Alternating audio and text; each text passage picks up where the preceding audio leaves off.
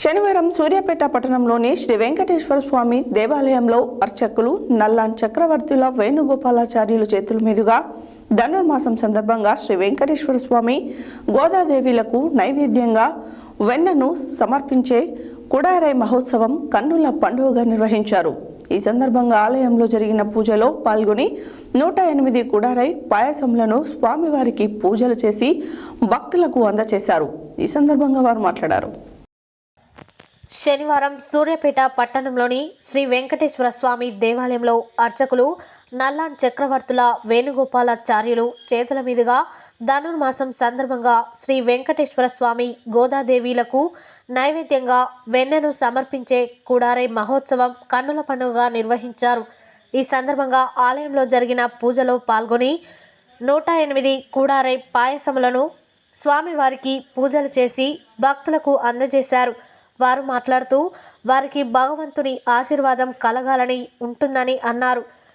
ఈ కార్యక్రమంలో ఆలయ కమిటీ, భక్తులు అధిక సంఖ్యలో తదితరులు పాల్గొన్నారు.